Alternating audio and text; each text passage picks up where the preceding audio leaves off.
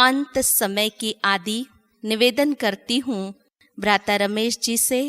आप सभी की ओर से हम धन्यवाद करते हैं, अभिनंदन करते हैं। सभी भाई बहनें अपने कर कमलों से भ्राता जी का अभिनंदन करें। ओम शांति। ओम शांति। मेरा जो टॉपिक जो है वो अंत समय जो है, अंतिम समय जो है उसकी आदि। आज का वो मेरा समय समझता हूँ आधा कार्य तो कल बाबा ने पहले से ही मेरा कार्य पूरा कर दिया। और जो बाबा कहते हैं और मैं कहता हूँ उसमें तो ज़मीन आसमान का फ़र्क होगा, रात दिन का फ़र्क होगा, क्योंकि बाबा तो त्रिकालदर्शी है, पूर्ण अथॉरिटी से कह सकते हैं, आदि मध्य अंत का लक्ष्य ध्यान में रख कर के कह सकते हैं। और इसलिए बाबा ने कहा ना, कल भी कहा कि समय अभी नज़दीक आ रहा है और इसके कारण लोग जो है वो ढूंढ रहे हैं कहाँ से कोई नया रास्ता मिल जाए, कहाँ से कुछ मार्गदर्शन मिल जाए।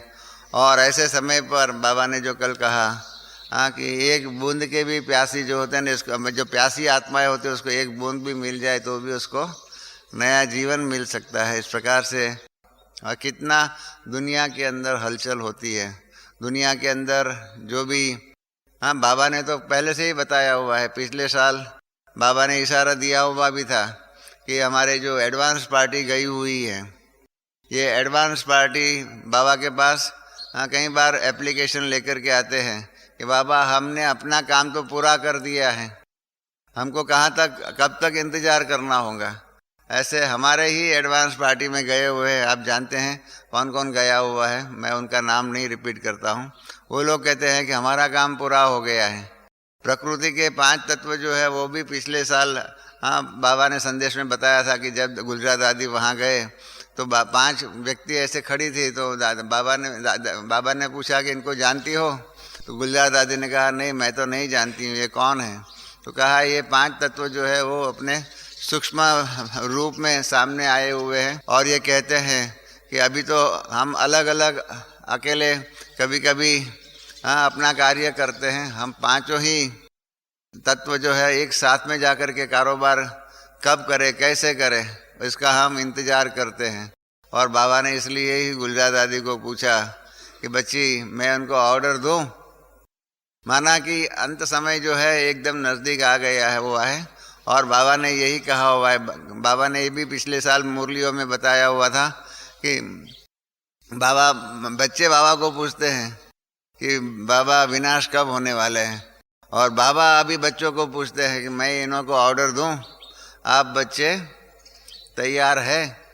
तो इसलिए अंतिम समय जो है, अंतिम समय की जो भी तैयारियां होनी चाहिए वो तैयारियां तो हो चुकी है और कभी भी वॉर हो सकती है।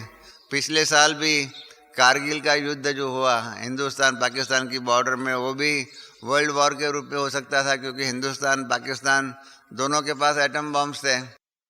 उसके बाद इजराइल और अरब जो है उसके बीच में भी चलता था कारोबार युद्ध का, और आखिर में पिछले साल अफगानिस्तान का युद्ध शुरू हुआ। ये तीनों स्थान के अंदर जो युद्ध जो हुए, अगर एक से साइड में अमेरिका एक साइड में रशिया हो जाए तो तो कितना खर्चा होगा। अर्थशास्त्र के दृष्टिकोण से आप बाबा जो कहते हैं ना तन मन और धन, तो धन का जो प्रयोग जो है, धन का उपयोग है, धन की शक्ति जो है ना वो हम लोग बहुत कम जानते हैं इसकी शक्ति कितनी है। और आपको मालूम है नॉस्ट्राडाम जो है जिसने 400 वर्ष पहले भविष्यवाणी की कई बातें लिखी हुई थी, उसमें ये तीसरे युद्ध के बारे में लिखा हुआ है कि तीसरा विश्व युद्ध जो है वो मिडिल ईस्ट, ये जो इराक, ईरान, जॉर्डन आदि जितने भी देश जो है, कुवैत, दुबई आदि जो भी है, UAI किसको कहते हैं, ये सारे ही देश जो है वो मिडिल ईस्ट में आता है। और इसलिए विनाश की ज्वाला जो है वहाँ से भड़कने के लिए, उठने के लिए अंतिम युद्ध जो होगा उसकी तैयारियाँ पूर्ण रूप से हो चुकी हैं। अखबार के अंदर कई अर्थशास्त्रियों के रिपोर्ट आते हैं कि अगर ये युद्ध हुआ तो अकेला अमेरिका जो है, अमेरिका के अर्थशास्त्रियों ने अमेरिका के लिए बताया हुआ है कि 140 अरब डॉलर का अकेले अमेरिका को खर्चा होगा। इसका मतलब हो गया हिंदुस्तान के रुपये के अंदर अगर उसका खर्च देखना हो, आप समझ जाओ कितना खर्चा होगा। इसलिए मैं आपके सामने फिगर्स रखता हूँ कि अंतिम समय के युद्ध में क्या होगा। खाली अमेरिका का खर्चा होगा 6,72,000 करोड़ रुपया, 6,72,000 crores ऑफ रुपीज अमेरिका का युद्ध का खर्चा होगा। 3.5 लाख अमेरिकन और ब्रिटिश सोल्जर्स वहाँ पर उसके आजू बाजू में जा कर के बैठ गए हैं। उनके हवाई जहाज जो मतलब जो विमान जो कहते हैं ना विमान वाहक जहाज जो होते हैं, जिसके अंदर जहाज के अंदर भी एरोप्लेन्स होते हैं, इस प्रकार के ऐसे जहाज आदि सब प्रकार की पूर्ण रूप से तैयारियां किया हुआ है। युद्ध बहुत महंगा होता है। पिछले साल भारत सरकार ने पाकिस्तान की बॉर्डर पर जो युद्ध के अपने भारत के सैनिक रखे हुए थे, उसका ही खर्चा 800 करोड़ रुपया का भारत सरकार को आया था। तो ये रशिया और अमेरिका इन सब के जो है आप देख लीजिए, अमेरिका और इंग्लैंड का खास अभी तो है, तो 672 करोड़ उसका होगा। उसके बाद 1 साल तक अमेरिकन सैनिक वहाँ पर रहेंगे, जैसे अफगानिस्तान में अभी रहे हुए हैं। इस प्रकार से 1 साल वहाँ रहने का उसका खर्चा 75 अरब डॉलर का खर्चा, अर्थात 3,60,000 करोड़ का खर्चा होगा, कोटि का, 3,60,000 crores ऑफ रुपीज़ का 1 साल वहाँ रखने का आज रखना पड़ता है। आज नॉर्थ कोरिया और साउथ कोरिया के बीच में झगड़ा चलता है। नॉर्थ कोरिया साम्यवादी है और साउथ कोरिया कैपिटलिस्ट है। तो वहाँ उसका नॉर्थ कोरिया से बचाव के लिए अमेरिका ने आज जब से दोनों का बीच में विभाजन हुआ है, तब से 30,000 अमेरिकन सोल्जर्स वहाँ पर साउथ कोरिया में रहता है। जापान के ऊपर भी जब विजय प्राप्त कर लिया, तब तो 7 साल तक तो पूरा ही जापान में अमेरिकन सोल्जर रहे। और उसके बाद आज भी जिसको अंग्रेजी में जापान अपने अमेरिकन लोग कहते हैं 6th फ्लीट, मतलब 6ठा, उनके पास बहुत अनेक प्रकार के युद्ध के जहाज है। उन्होंने एक संगठन बना दिया है, उसका नाम रखा हुआ है 6th फ्लीट। ये 6th फ्लीट जो है वो सारा ही हांगकांग आदि सभी के जो बंदरगाहें जो है, पोर्ट्स जो है, उसके अंदर रहे हुए हैं।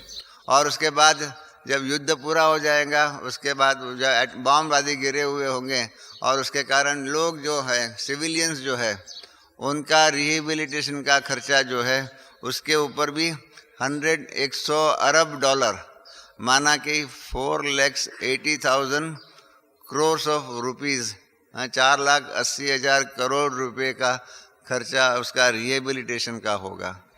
आप समझिए कितना होगा। आप कहेंगे वहाँ पर खर्चा होगा, यहाँ पर क्या होगा। यहाँ पर पेट्रोल डीजल जो है 35 रुपये लीटर जो मिलता है, वो 50 रुपये लीटर हो जाएगा।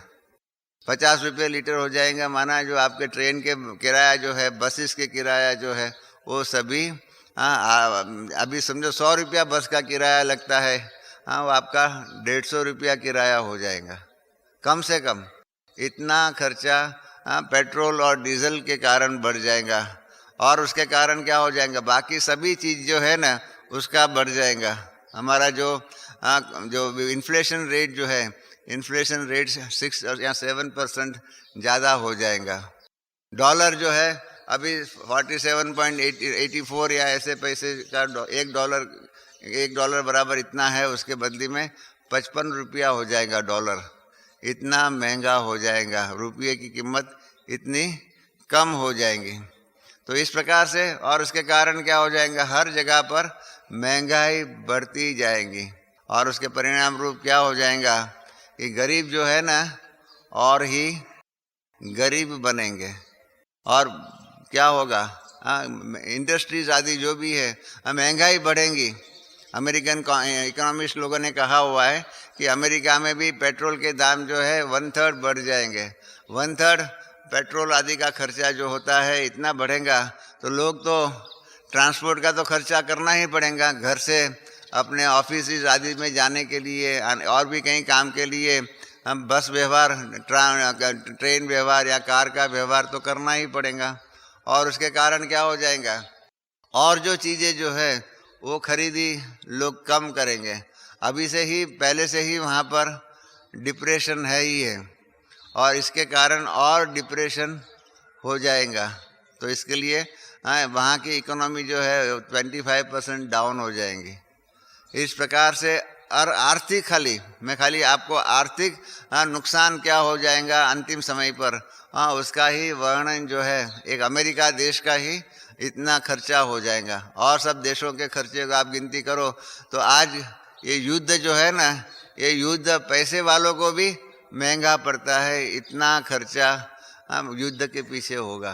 पहले ज़माने के युद्ध नहीं है कि थोड़े लोग जाओ। आप पानीपत के युद्ध में जो है ना, मुसलमान लोग आए, हिंदुस्तान के लोग जो वहाँ युद्ध करते रहे, बहुत खर्चा कम था। सेकंड वर्ल्ड वॉर में जितना खर्चा हुआ, इनसे ज़्यादा 8 साल पहले कुवैत में जो युद्ध हुआ उसका अंदर ज़्यादा खर्चा हुआ। इतना खर्चा सब जगह पर हो रहा है। तो ऐसे जिसको बाबा कहते हैं ना कि इस प्रकार का कारोबार हलचल जो है, आप सब हम सब तो यहाँ बैठे हुए मौज में हैं, परंतु बाबा इस हलचल को जानते हैं। 2 दिन पहले बाबा का संदेश जो यहाँ पर सुनाया गया था, आप सब ने ध्यान से शायद सुना होगा, ना सुना हुआ हो, आपके सेवा केंद्रों पर जाएंगे तब आपको वो संदेश मिलेगा, जिसके अंदर बाबा ने भी कहा हुआ है कि ये युद्ध की ज्वाला कहाँ से निकलने वाली है, ये अंतिम समय के युद्ध की ज्वाला कहाँ से निकलेंगी। तो बाबा ने इस संदेश में बहुत सुंदर बात कही हुई है कि बाबा शुरू से ही कहते हैं कि इस अविनाशी रुद्र ज्ञान यज्ञ से ही विनाश की ज्वाला प्रकट होने वाली है। आप सबको जिन्होंने साकार मुरलियाँ अच्छी रीत से पढ़ी हुई होंगी उनको मालूम होगा कि इस रुद्र ज्ञान यज्ञ से ही ये, क्योंकि यज्ञ के अंदर बाबा ने साकार में कई बार कहा हुआ था, यज्ञ के अंदर आहुति होती ही है। तो इस आहुति के अंदर किस रूप की आहुति होगी? ये पुरानी दुनिया की अंतिम आहुति उसके अंदर होगी। और ये आहुति की ज्वाला जो है कहाँ से निकलेगी, कहाँ से भड़केंगी? तो उसका निकलने का उगम स्थान जो है, आदि स्थान जो है ना, वो ही अपना ये रुद्र गीता ज्ञान यज्ञ है। और इसके कारण बाबा कहते हैं कि बाबा ने उस संदेश में भी कहा हुआ है कि दोनों कार्य, एक साइड में स्थापना का कार्य हो रहा है और दूसरा वहाँ पर जो ज्वाला रूपी कारोबार जो है, सारा विनाश के कारोबार की तैयारियाँ पूर्ण रूप से हो चुकी है। अब तक जितने भी बाबा ने संदेश दिए उसमें बाबा ने सेंटरों को ही कहा हुआ था कि सेंटरों के ऊपर खान पान आदि जो भी चीज़ जो है वो 6 मास, पहले 3 मास का कहा हुआ था। पिछले साल से बाबा ने कहा हुआ है कि 6-6 मास का स्टॉक रखो, सेवा केंद्रों के लिए ही कहा हुआ था। परंतु अभी अंतिम समय की तैयारियों के लिए बाबा ने इस संदेश के अंदर पहली बार बाबा ने कहा हुआ है कि ये संदेश क्लास के अंदर पढ़ाया जाए, क्लास के अंदर सभी स्टूडेंट्स को बताया जाए, और क्लास के अंदर सबको कहा जाए कि आप भी अपने पास 6-6 मास का खाने पीने आदि का जो भी स्टॉक जो है वो स्टॉक इकट्ठा करके रखिए। बाबा इस प्रकार से तैयारियां कराने के लिए, बाबा इस प्रकार से स्थूल रूप की तैयारियां कराने के लिए कारोबार कर रहे हैं, और सूक्ष्म रूप में तो कारोबार करने के लिए काफ़ी समय से तैयारी करा रहे हैं। पिछले साल जो है, पिछले साल बाबा ने हम सबको डायरेक्शन दिया हुआ था कि समेटने की शक्ति, power to pack up and power to withdraw, कछुआ के माफिक विड्रॉ करने का, और बैग बिस्तर तैयार करके समेटने की शक्ति का। बाबा ने मोहिनी बहन जब पिछले साल बाबा के पास गई थी ध्यान में, तब बाबा ने मोहिनी बहन को भी पूछा था कि मेरे सब बच्चे एवर रेडी है, तैयार है? तो मोहिनी बहन ने कहा मैं तो अपना कह सकती हूँ कि बाबा मैं एवर रेडी हूँ, बाकी आपके बच्चे एवर रेडी है या नहीं ये तो दादियाँ बता सकती हैं। और फिर बाबा ने दादियों को इमर्ज किया था। आप सबको संदेश याद होगा, मैं आपको खाली याद दिला रहा हूँ। तो बाबा ने दोनों दादी जानकी और दादी प्रकाशमणि जी को वहाँ पर इमर्ज किया, और बाबा ने पूछा कि मेरे बच्चे सब एवर रेडी है? तो दादी बहुत अच्छे वकील भी है, इन्होंने हम सबकी वकालत कर दिया, और हम सब क्या नाक बच गया हम दादी ने कहा कि हाँ बाबा, सभी आपके बच्चे नंबरवार पुरुषार्थ अनुसार एवर रेडी है। हाँ, इसमें 0 भी हो सकता है, 1% भी हो सकता है, तो कोई 100% भी हो सकता है। तो बाबा के सामने तो हमारी आबरू रह गई। मतलब हकीकत में ये है मेरा प्रश्न। हाँ, आज का टॉपिक क्या, मेरा यही प्रश्न आप सबके सामने है कि आर वी रेडी। पिछले साल बाबा ने मुरली के अंदर भी 2 बार हम बच्चों को प्रश्न पूछा हुआ है कि आपके अपने जो भी वर्तमान पुरुषार्थ जो है, आपका वर्तमान का जो आपका पुरुषार्थ है, उसके आधार पर क्या आप समझ सकते हो कि आप समय से पहले या समय तक संपूर्ण हो जाएंगे? ये पिछले साल बाबा ने पूछा हुआ है। और बाबा ने इसके पहले के साल में बाबा ने बता दिया था कि अंतिम समय के लिए, मतलब जो समय तक पहुंचने के लिए, संपूर्ण बनने के लिए चलती कला वाले जो है, वो चलती कला वाले समय तक अपने मंजिल तक पहुंच नहीं सकेंगे। अब तो उनका ही मार्जिन है जो समय तक पहुंच सकते हैं, वो वही है जो उड़ती कला, और यहाँ तो दौड़ती कला वाले जो होंगे, पुरुषार्थ में जिनकी तीव्रता होगी, वही संपूर्णता के मंजिल तक पहुंच सकेंगे। तो इस प्रकार से बाबा तो पहले से ही पिछले साल से समेटने की शक्ति का उपयोग कराने के लिए कहा गया। और इस वर्ष की शुरू की मुरलियों में बाबा ने कहा, पिछले साल लास्ट की मुरली में भी कहा कि बच्चे अभी जो समेटा हुआ है उसका क्या करेंगे, तो इसके लिए जो समेटा हुआ है उसको सफल करो, ऐसा कहा। तो सफल करो, सफल करो, सफल करो, इस प्रकार से बाबा ने पिछले साल अंतिम मुरलियों में भी कहा। और इस वर्ष की सीज़न की शुरुआत की मुरलियों में भी बाबा ने सफल करो, सफल करो, इस प्रकार से करने के लिए तैयार कराया हम बच्चों को। तो ये अंतिम समय जो है ना, कितना नज़दीक है।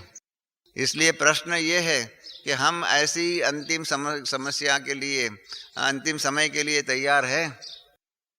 बाबा ने तो जब से यह रुद्र गीता ज्ञान यज्ञ शुरू हुआ, तब से विनाश और स्थापना का दोनों का कार्य का संपूर्ण विस्तार हमारे सामने रखा हुआ था। पहला दिव्य साक्षात्कार ब्रह्मा बाबा ने किया। बॉम्बे के अंदर चौपाटी के ऊपर बाबा बैठे हुए थे, शाम के टाइम पर समुद्र किनारे बैठे हुए थे, समुद्र के लहरों को देख रहे थे, वहाँ का आकाश देख रहे थे। और वहाँ पर बाबा ने पहला दिव्य साक्षात्कार किया कि आकाश से बॉम्ब आदि गिर रहे हैं और लोग आपस में एक दूसरे की हिंसा कर रहे हैं। इस प्रकार से विनाश का दृश्य देखा। मैं बाबा के साथ चौपाटी पर बाबा को घूमने के लिए एक दिन शाम को लेके गया था। तो ब्रह्मा बाबा ने बताया कि देखो, मैंने यहाँ पर ही बैठे बैठे ये साक्षात्कार किया, पहला विनाश का साक्षात्कार किया। बाबा ने बताया चौपाटी का सामने का जो समुद्र का किनारा जो था, आकाश था, बताया कि सारे ही आकाश के अंदर हमने विनाश विनाश विनाश की ही ज्वाला का, विनाश का साक्षात्कार किया। तो बाबा ने कहा मैं तो डर गया।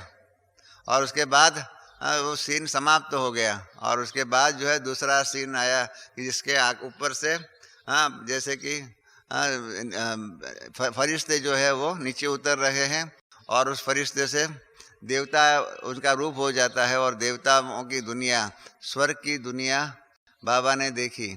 और स्वर्ग की दुनिया को देख कर के बाबा ने कहा, उसको मुझे बहुत अच्छा लगा, कि ये तो बहुत अच्छा सीन है, ये सीन तो मैं देखता रहूं। इस प्रकार से बाबा ने मुझे बताया। और फिर बाबा ने वो आकाशवाणी सुनी, यह विश्व परिवर्तन के कार्य के लिए आपको जिम्मेदार बनना होगा। ये पहले 35-36 की बात है, 1935-36। अभी तो यज्ञ की स्थापना भी नहीं हुई थी। तब उसके बाद बाबा कलकत्ते गए हुए हैं। तो बाबा ने जब ये आकाशवाणी सुनी कि यह विश्व परिवर्तन का कार्य के लिए तुम्हें जिम्मेदार बनना होगा, तो मुझे बाबा ने, अभी भी मेरे सामने वो आंखों के सामने आता है, बाबा ने ऐसे हाथ करके किया कि नहीं नहीं नहीं, मैं इसके लिए लायक नहीं हूँ। इस प्रकार से बाबा ने खुद ने ऐसा हाथ करके मेरे को दिखाया कि मैं ऐसा समुद्र के सामने ऐसा बैठा हुआ था और मैंने ऐसा कहा कि नहीं नहीं, मैं इसके लायक नहीं हूँ, नहीं, ये मैं नहीं कर सकूँगा।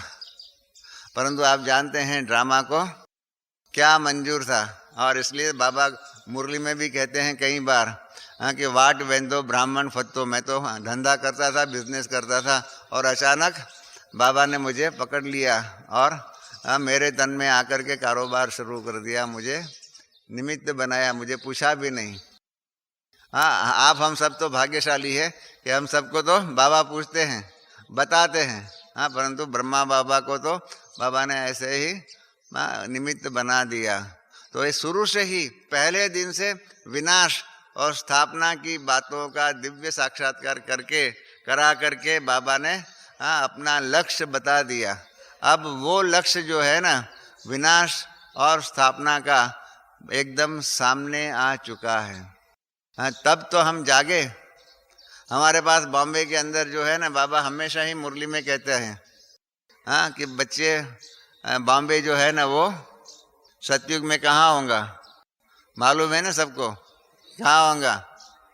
पानी में होगा। देखो सबको मालूम है बॉम्बे सतयुग में पानी में होगा। इसलिए हम तो आपको निमंत्रण देते हैं, और हमारे पास बॉम्बे में 9 मार्च को बहुत बड़ा प्रोग्राम होने वाला है। तो उसी बहाने आप बॉम्बे को देखने के लिए आइए, ताकि सतयुग में आपको बॉम्बे देखने को नहीं मिलने वाली है। तो इसलिए ये कैसे होगा, ये भी बाबा ने सावधानी जो है ना वो 3, और अपने कल्पवृक्ष का चित्र जो है उसके ऊपर भी 3 बातों की सावधानी बताई हुई है विश्व परिवर्तन के कार्य के लिए। एक तो है इंटरनेशनल एटॉमिक वॉर, 2 बिल्ले दिखाए हुए हैं, मिसाइल्स दिखाया हुआ है। ये 1937 जब दुनिया में किसी को एटॉमिक वॉर का मालूम नहीं था, मिसाइल्स का मालूम नहीं था, तभी बाबा ने बता दिया था कि ये एटॉमिक वॉर जो है, इंटरनेशनल एटॉमिक वॉर, मिसाइल्स आदि बता दिए थे। और फिर दूसरी बात बताई थी कि सिविल वॉर्स, गृह युद्ध, आपस में लड़ते झगड़ते रहेंगे, बहुत युद्ध होते रहते हैं, हिंदू मुसलमान, इस प्रकार के अनेक प्रकार के युद्ध होते रहते हैं। और तीसरी बात बताई नेचुरल कैलेमिटीज, कुदरती आपत्तियाँ। तो ये बॉम्बे का पानी में जाना जो है वो कुदरती आपत्तियों के लिए होगा।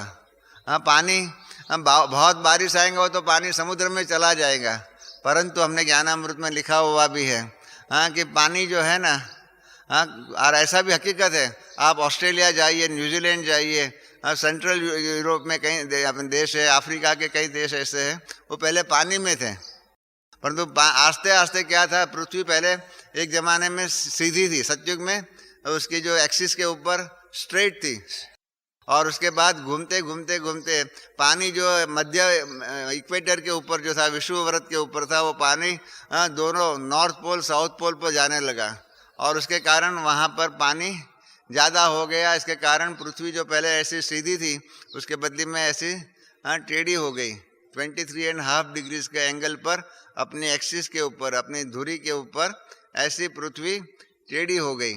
और पृथ्वी जब टेढ़ी हो गई तो इसके कारण वहाँ ठंड और बीच में गर्मी ज़्यादा हो गई, और ऋतुएं जो है, सीजन्स जो है, उसके कारण शुरू हो गए। अब फिर से अगर 5 एटम बॉम्ब, आज के वैज्ञानिक लोगों ने लिखा हुआ है, कई किताबें उसके ऊपर छपी हुई है कि 5 एटम बॉम्ब्स नॉर्थ पोल के ऊपर, उत्तर ध्रुव, और 5 एटम बॉम्ब साउथ पोल के ऊपर अगर गिरेंगे तो उसकी जो न्यूक्लियर हीट जो है, आणविक गर्मी जो है, अणुशक्ति की गर्मी जो है, वो अणुशक्ति के विस्फोट के कारण, एटम बम के विस्फोट के कारण इतनी गर्मी होगी कि जो वहाँ उत्तर ध्रुव और दक्षिण ध्रुव के अंदर जो पानी, जो बर्फ़ के रूप में है, ये बर्फ़ का रूपांतर होकर के फिर से पानी हो जाएगा। और जब फिर से वो पानी हो जाएगा ना, तो समुद्र का लेवल जो है ना, वो समुद्र का लेवल 96 फीट से 100 फीट, 96 फीट से 100 फीट तक ऊंचा चला जाएगा। जब इतना पानी ऊंचा चला जाएगा तो जरूर बॉम्बे जो है वो एक तो समुद्र किनारे है, तो ये तो बॉम्बे को सिर्फ सिंबल के रूप में बाबा कह रहे हैं। जितने भी पोर्ट है, जैसे वहाँ पर लॉस एंजलिस है, न्यूयॉर्क है, सिडनी है, मेलबोर्न है, ऐसे बहुत हैं, पोर्ट एलिजाबेथ जहाँ अभी क्रिकेट के मैच खेली जाती है, पोर्ट एलिजाबेथ आदि जो भी है, ये सब पानी के अंदर चले जाएंगे। पानी के अंदर चले जाएंगे तो क्या हो जाएगा, सब पोर्ट जो है वो सब बंद हो जाएंगे। और आज की दुनिया के अंदर सारा कारोबार जो है ट्रेनों के द्वारा नहीं, परंतु पानी के जहाज़ों के द्वारा ही हो रहा है।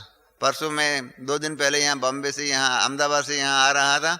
हाँ, तो एक सारी माल जो गुड्स ट्रेन जो थी ना, उस गुड्स ट्रेन के अंदर कंटेनर्स रखे हुए थे और कंटेनर्स को लेकर के ही गुड्स ट्रेन जा रही थी। और कंटेनर में क्या होता है, विदेश से जो माल आया हुआ होता है वो कंटेनर में भरा हुआ होता है और वो फिर दिल्ली में जाता है। दिल्ली वालों ने इंपोर्ट किया होगा तो कंटेनर्स दिल्ली में जाएंगे और फिर वहाँ पर खोला जाएगा।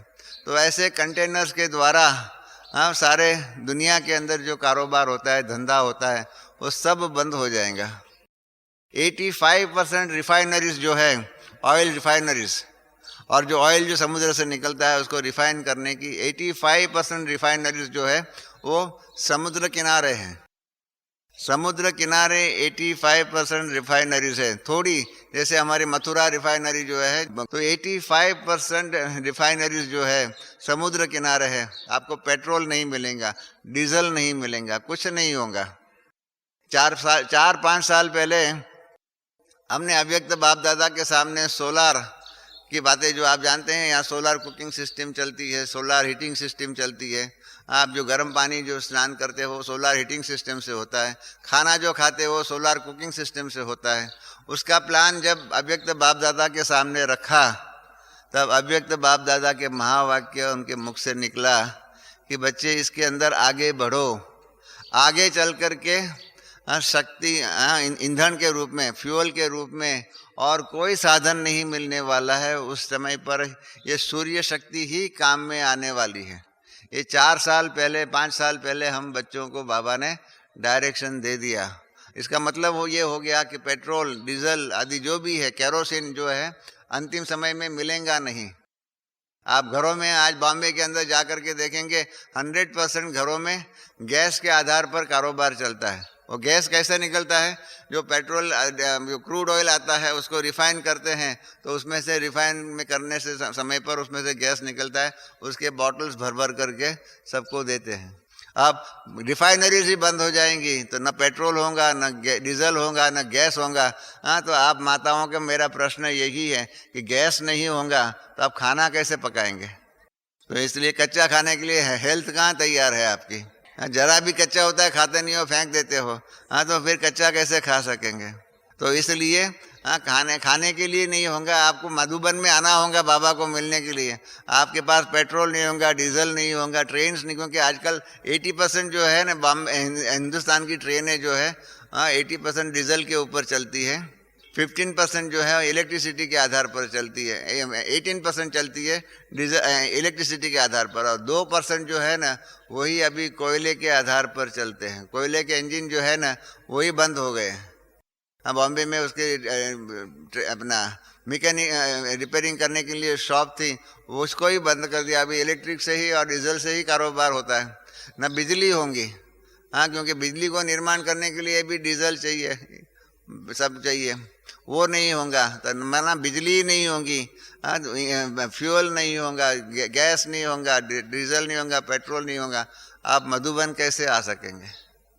बाबा को कैसे मिल सकेंगे आप? वो अंतिम समय की परिस्थितियों का, उसका जो भयानक जो रूप जो है ना, मैं समझता हूँ, हाँ, मेरी मान्यता है अपने दैवी परिवार के अंदर 85% 90% बहन भाई जागरूक नहीं है। बाबा तो 1935 से हम बच्चों को नींद से उठा रहे हैं, पर तो हम तो कुंभकर्ण से भी बदनाम ज़्यादा है। हाँ, कि इतने समय से 67 ईयर्स से बाबा हमको नींद से जगा रहे हैं, परंतु हम वास्तविकता को, उसका सामना करने के लिए तैयार नहीं है। ये करुण वास्तविकता है। मेरा ये क्लास जो है ना, इस टॉपिक पर रतन मोहिनी दादी ने हर ग्रुप के सामने रखवाया है। मैंने, दादी रतन मोहिनी मेरे को कहती है कि रमेश भाई ये क्लास आप रिपीट करो। मैंने कहा रिपीट करने से मेरी क्या उन्नति होगी? मैं अलग अलग टॉपिक पर क्लास कराऊँ तो मेरी भी उन्नति हो सकती है। मैंने कहा नहीं, दैवी परिवार में ये जागृति लाओ कि अंतिम समय कितना भयानक होगा, और उस अंतिम समय के लिए हम लोग तैयार है। बाबा ने अभी परसों मतलब मैसेज दिया कि हर एक को अपने घर के अंदर 6-6 मास का अन्न का स्टॉक आदि सब रखना चाहिए। हाँ, ऐसा बाबा को कहना पड़ता है। उसके पहले हम कहाँ जागरूक हैं? हम जागरूक है? ऐसे अंतिम समय को और उस समय की मुसीबतें जो है उसको फेस करने के लिए, उसका सामना करने के लिए हम तैयार हैं। बाबा तो पूछते हैं कि बच्चे एवर रेडी है। हम तो कह देते हैं बाबा के सामने हाँ कि हाँ बाबा हम एवर रेडी है, परंतु अपने दिल से पूछिए, अपने दिल से पूछिए कि ऐसी अंतिम समय की परिस्थितियां आएंगी हमारे सामने, हाँ तो उसका सामना करने के लिए हम तैयार हैं। सोचिए इसके ऊपर। और अब नहीं करोगे तो कब करोगे? हमारा जो है ना पिक्चर जो अपनी जो प्रदर्शनियाँ है उसमें दो प्रकार के अंतिम चित्र रखे हुए हैं। एक है राजयोग की प्रदर्शनी का, उसका अंतिम पिक्चर जो ब्रह्मा बाबा ने बना करके भेजा था, हाँ कि आपका भविष्य आपके हाथ में है। हमारा भविष्य जो है, हर एक का व्यक्तिगत भविष्य जो है हमारे ही हाथ में। हमारा भविष्य और कोई न बना सकता है, न कोई बिगाड़ सकता है। बाबा भी हमारा भविष्य नहीं बना सकता है। बाबा पुरुषार्थ के लिए ज्ञान दे सकता है, परंतु पुरुषार्थ तो हाँ हमको ही करना पड़ेगा। हमारे कई बहन भाई समझते बाबा बैठा हुआ है ना, बाबा करेगा। मैं आप बहन भाइयों को नम्र विनती करता हूँ, बाबा नहीं करेगा। बाबा कह सकता है कि ऐसा करिए, बाकी करना तो हमको ही पड़ेगा। अंग्रेजी में कहते हैं you can take horse to the river for drinking water, but you can not drink water on behalf of horse. आप घोड़े को पानी पिलाने के लिए आप नदी किनारे लेके जाते हो, आप पानी पिएंगे, आपके घोड़े के पेट में पानी जाएगा क्या? या घोड़े को पानी पीना पड़ेगा? तो इस प्रकार से अंग्रेजी में कहते हैं कि horse must drink the water, not you. You can not drink water on behalf of your horse. आप अपने घोड़े के लिए आप पानी नहीं पी सकते हैं, घोड़ा ही पानी पीना चाहिए। इस प्रकार से पुरुषार्थ हमें ही करना होगा। हम उसके लिए तैयार हैं। हमारे पास इस प्रकार की नई दुनिया जो आने वाली है, अंतिम परिस्थितियां जो उसके पहले आने वाली है, उसके लिए हमारे पास ईश्वरीय सेवा के साधन हमने बनाए हैं। आज तक हमारे पास जितने भी ईश्वरीय सेवा के साधन हैं वो सभी शांति समय के सेवा के साधन हैं। हम कॉन्फ्रेंस करते हैं, हम प्रोग्राम्स करते हैं। हाँ, आज भी आप समझो बाबा ने जो कल भी कहा हुआ है कि गुजरात में होगा, बड़ा बॉम्बे में होगा, और जगह पर हो गए, युद्ध चालू हो जाएगा तो क्या होगा? हमारा बड़ा प्रोग्राम हो सकेगा? पुलिस ही नहीं अलाउ करेंगी, कहेंगी गवर्नमेंट कहेंगी नहीं, कर्फ्यू ऑर्डर आ जाएगा, रात को अंधेरा हो जाएगा। अरे कहाँ से भी इराक वाले कहाँ से भी एरोप्लेन फेंक सकते हैं, कुछ भी कर सकते हैं। कर्फ्यू हो जाएगा, 144 सेक्शन जो है लगा देंगे, 5 लोगों से ज़्यादा इकट्ठा नहीं हो सकते हैं, ये सारे हो जाएंगे। हाँ तो क्या करेंगे आप? हमारे पास प्रदर्शनियाँ भी शांति समय होंगी तो होगी, कॉन्फ्रेंस भी जो होंगी वो भी शांति के समय पर होती है। जितनी भी सेवाएं अभी तक जो चल रही है वो सारी ही शांति समय की सेवाएं हैं, परंतु युद्ध के समय की, अंतिम समय की सेवाओं के लिए आर वी रेडी? अरे शांति समय की सेवा के लिए भी हम तैयार नहीं हैं। हमारे पास इतने कोर्सेज हैं, पॉजिटिव थिंकिंग का कोर्स है, लिविंग वैल्यूज़ का कोर्सेज जो है, स्ट्रेस फ्री लाइफ का कोर्सेज जो है, सेल्फ मैनेजमेंट लीडरशिप का प्रोग्राम है, ये ट्रेनिंग के प्रोग्राम्स हैं। वो सब हमने सीखा हुआ है क्या? हम तो समझते हैं लेकर के आते हैं, क्लास के टीचर जो है वो ही सिखाएंगे, वो ही करेंगे। हमको कहाँ आता है? शांति समय की ईश्वरीय सेवा के भी कारोबार में हम संपूर्ण नहीं हैं, तो फिर क्या होगा? ऐसी अशांति के समय, युद्ध के समय, अंतिम समय की सेवाओं का जो है रूप जो है क्या है? शंकराचार्य ने लिखा हुआ है। शंकराचार्य एक बूढ़ा मनुष्य जो था ना, वो संस्कृत सीख रहा था, डुकरिंग करने मतलब अहम वहम जो संस्कृत सीख रहा था ना, तो उसको शंकराचार्य ने कहा भज गोविंदम मूढ़मते प्राप्ते सन्निधे मरणे नई डुकरिंग करने। अरे हे मूढ़मती, ये मूर्ख, अभी तू एकदम वृद्ध हो गया है, उस समय तो भगवान को याद कर, तू ये ग्रामर सीखने के लिए बैठा हुआ है, क्या करेगा? इस प्रकार से शंकराचार्य ने भी सबको सावधानी दिया। हम सभी वानप्रस्थी है बाबा के हिसाब से। और शंकराचार्य के ज़माने में तो उस ज़माने में जो वानप्रस्थी थे, वृद्ध थे, उनके लिए था। बाबा ने क्या कहा हुआ है? हम सब वानप्रस्थी है। बाबा ने पहले दिन से कहा हुआ है, मैं आया हुआ हूँ सबको वापस ले जाने के लिए। ये तो सबको मालूम है ना, मैं नई बात तो नहीं कह रहा हूँ ना। बाबा किस बात के लिए आया हुआ है? सबको वापस ले जाने के लिए, और इतने में यहाँ की दुनिया के अंदर कचरा साफ हो जाएगा और नई दुनिया शुरू हो जाएंगी। सबको वापस ले जाने के लिए आया हुआ है, तो हम वापस जाने के लिए तैयार है। हाँ, कल की ही मुरली में बाबा ने कहा हुआ है कि बच्चे अभी अपना पुण्य का खाता चेक करो। इतना पुण्य का खाता चेक जमा किया हुआ है। बाबा ने कल बताया हुआ है कि आधा आधा आपका पुण्य का खाता होगा, आधा जो है आपका पुण्य का खाता जो है आप सतयुग त्रेता में यूज करेंगे, हाँ, विश्व कारोबार, राज्य कारोबार के लिए, और बाकी का आधा जो है वो आपका द्वापर युग से आपके जड़ चित्रों के द्वारा, हाँ, आपके भक्त जो भी है उनको दुखों आदि से दूर करने के लिए वो आपको काम में आने वाला है। तो इतना बाबा ने कल ही कहा। मैंने आपको पहले बताया ना, बाबा ने कल हमारे मेरा काफ़ी काम कम कर दिया, कि अशांति समय की तैयारियों में क्या क्या करना चाहिए और क्या क्या अंतिम समय की सेवाएं होंगी। कल की हमने मुरली जो है ना, रात को हमने, हमारे पास तो 11:30 बजे आ गई थी, हमने सारी मुरली भी लिखी थी। उसके अंदर बाबा ने व्यक्तिगत रूप में अभी अंतिम समय की तैयारियां जो है क्या क्या करने की है, कल की मुरली में बाबा ने शुरू में ही बता दिया। बच्चे किस प्रकार के दाता बनना है वो बाबा ने बता दिया।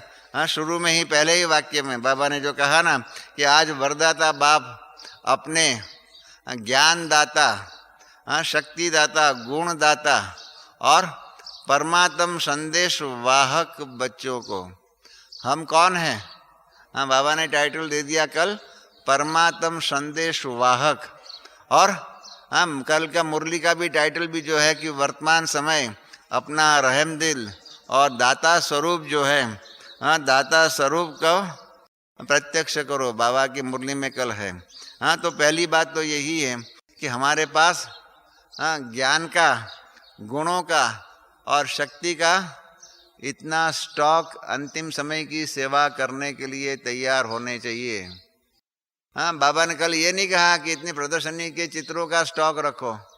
सारी मुरली के अंदर आप दोबारा पढ़ लीजिए, प्रदर्शनी का स्टॉक रखो, आप कॉन्फ्रेंस कराओ, ये सारी बात कल की अव्यक्त मुरली में किधर भी नहीं है। अंतिम समय की सेवाओं में ये शांति समय की सेवाएं कोई काम में नहीं आने वाली है। इसलिए व्यक्तिगत रूप में ही बाबा ने कल जो कहा हुआ है, हमें क्या तैयारी करनी होगी। हमारे पास ज्ञानदाता, ज्ञान का देने वाला, गुणदाता और शक्ति का, इस प्रकार से इसका संदेश देने वाले मास्टर दातापन के गुण तैयार करने पड़ेंगे, अपना स्वरूप बनाना पड़ेगा। और इसलिए बाबा ने सार में यही कह दिया, बच्चे अखंड खजाने से भरपूर बनो। हमारे पास है इतना खजाना जो अखूट हो, अखंड हो। अखूट और अखंड खजाने की शक्ति हमने अपने आप भरपूर किया हुआ है। और इसके लिए और तैयारी करने के लिए बाबा ने जो कहा हुआ है कल कि बच्चे रहम दिल और दातापन के संस्कार अब इमर्ज करो। रहम दिल बनने का है। हम अपने आप से पूछें, हम रहम दिल बने हुए हैं? हम दातापन के हमारे में संस्कार है? अब तक हमारे में बिजनेसपन का संस्कार है। कल बाबा ने भी कहा, ऐसा नहीं कि वो करे तो मैं करूं, उसने ऐसा किया इसलिए मैंने ऐसा किया, ये उसने ऐसा किया इसलिए मैंने ऐसा किया। वो बिजनेस का होता है कि उसने 100 रुपया दिया तो मैंने एक चीज़ दिया। वो इस प्रकार से लेन देन का कारोबार होता है। उसमें रहम दिलपिन और दातापन का काम जो है ना, बिजनेस में नहीं चल सकता है। उसमें तो लेन देन का कारोबार होता है। अब तक हम लेन देन के कारोबार में एक्सपर्ट हैं। तो कल बाबा ने जो कहा कि बच्चे रहम दिल और दातापन के संस्कार इमर्ज करो। भैया जो बिजनेस का जो है ना कि वो करे तो मैं करूँ, उसने ऐसा किया इसलिए मैंने ऐसा किया, उसने ऐसा बोला इसलिए मैंने क्रोध किया, आदि जो भी है, ऐसे लेन देन का संबंध अभी खत्म होने चाहिए। अभी हमारे में रहम दिल और दातापन के संस्कार होने चाहिए। और दाता किस बात के? ज्ञानदाता, गुणदाता, शक्तिदाता और परमात्म संदेश वाहक हमारा कारोबार होना चाहिए। इस प्रकार से होना चाहिए। और बाबा ने और क्या कहा, क्या क्या हमको तैयारी करनी पड़ेंगी। अंतिम समय की तैयारियां देखो कल बाबा ने शुरू करा दी। परंतु अभी हम ये मुरली सुनने के बाद यह अंतिम समय की तैयारियां करने के लिए अगर समय नहीं निकालेंगे तो नुकसान किसको होगा? बाबा तो कह देता है परंतु करना तो हमें है ना। आज तक कई मुरलियों में बाबा ने बताया, पहले एक सीजन में कहा कि डायमंड बनो, हाँ बेदाग डायमंड बनो, और उसके पहले सहकार के रूप में कहा, को सहकार के रूप में वर्ष मनाया, उसके पहले तपस्या का रूप में वर्ष मनाया। तो इस प्रकार से बाबा कह देते हैं करना तो हमको ही है। और आखिर में क्या होगा? हम बाबा एक बार कह देता है उसके बाद दोबारा कहता नहीं है, क्योंकि उनके पास तो खजाना भरा हुआ है। तो इसलिए कल की मुरली के आधार पर हाँ योग के अंदर भी बाबा ने क्या कहा, हाँ योग जो है ना, हाँ उसके अंदर भी बाबा ने कहा कि अभी क्या है, ज्वाला रूप का योग करो, कहा ना, कल सुना है ना। अब कब करेंगे ये ज्वाला रूप का योग? हमारे योग में इतनी ज्वाला रूप की शक्ति होनी चाहिए, न सिर्फ हमारे अपने पिछले विकर्मों का भस्म करे, परंतु सारी दुनिया के अंदर विनाश की ज्वाला प्रज्वलित कर सके, इतनी होनी चाहिए। और जब दादियों ने बाबा को सवाल पूछा कि ये क्यों नहीं हो रहा है, हाँ तो बाबा ने क्या कहा, हाँ क्या कहा कि हाँ क्या हो गया, अंडरलाइन नहीं करते हैं, और क्या कहा, दृढ़ता नहीं रखी हुई है, और अलबेलापन के अनेक रूप बच्चों में है। 3 बातों की डिफेक्ट बताई। अंडरलाइन जो है कि अभी ये करना ही है, हाँ करेंगे या मरेंगे, हाँ इतने तक की अंडरलाइन करके हाँ उसका दृढ़ता से पालन करने का, हमको ये बनना ही है, हमको करना ही है। और हाँ अनेक प्रकार के अलबेलेपन जो है वो जो हमारे में है उसको दूर करना चाहिए। उस प्रकार की तैयारी करने के लिए बाबा ने जो कल कहा, हाँ ज्वाला रूप का योग करने के लिए, वो नहीं होता है। इसके कारण क्या हो जाता है, ठंडा हो जाता है, और इसके कारण संस्कार जो है पुराने वो भस्मीभूत नहीं होते हैं। बाबा ने कल दादियों के सामने एक मिसाल भी दिया कि देखो रावण को जलाते हैं, भस्मीभूत करते हैं, उसको राख कर देते हैं। हम ऐसे ही अपने पुराने संस्कारों को भस्मीभूत नहीं करते, मरते हैं परंतु भस्मीभूत नहीं करते, इसलिए फिर से पैदा हो जाता है, फिर से जागरूक हो जाता है।